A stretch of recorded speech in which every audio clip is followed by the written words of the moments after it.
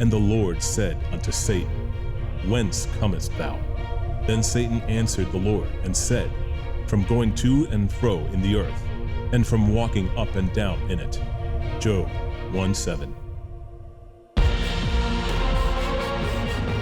The world consists of vast cultures with stories that constantly connect their gods with the inner earth. And not just their gods, but reptilian races of hybrid entities. We're talking superhumans, strange animal creatures, or what the Book of Giants refers to as monsters. When you're dealing with the areas around the world where so much myth, legend, oral tradition, and belief, contemporary belief, there's always almost an embracing of the underworld. The earth is actually dynamic.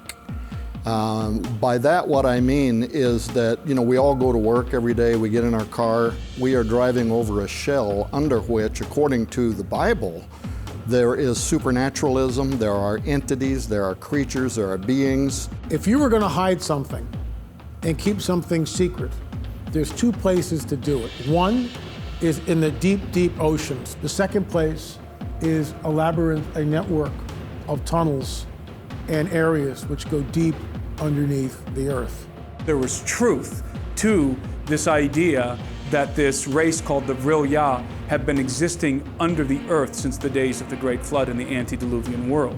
In fact, the belief of the Vril-Ya and of the power of Vril was actually so prominent among German occultists that it gave birth to a secret society, one of the most notorious secret society involving the Nazi regime, called the Vril Society. The Nazi expedition to Shambhala originally started in Greenland with the Edda. The Edda were ancient Nordic writings describing a hollow earth. They went there to see if they could find further details or information. This was the top of their agenda. They had to find this opening. And the next thing you know, they had the Neuschwabenland expedition to the Queen Maud Land area of the Antarctic. It's what drove them. It was a religious belief that drove them to cordon this area off and claim it for their own.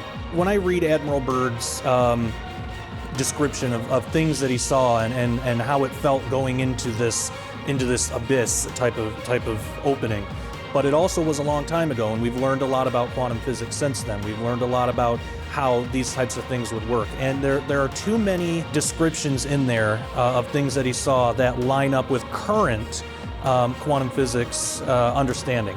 The underworld of our people, very similar to the Cherokee stories, the Creek stories, the Maya Incan stories of underwater panther and these underworlds where there was completely different civilizations that lived under there.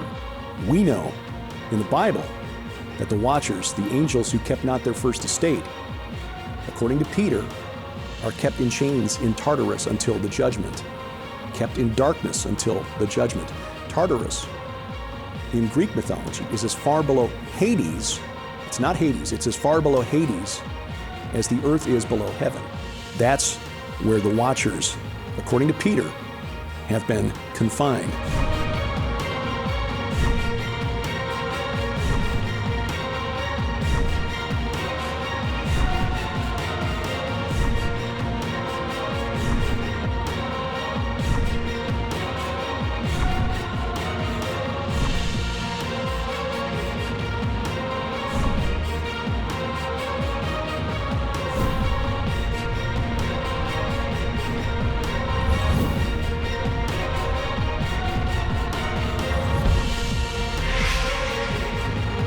And what we're finding out is that the fallen angels and demonic entities have been molding the views.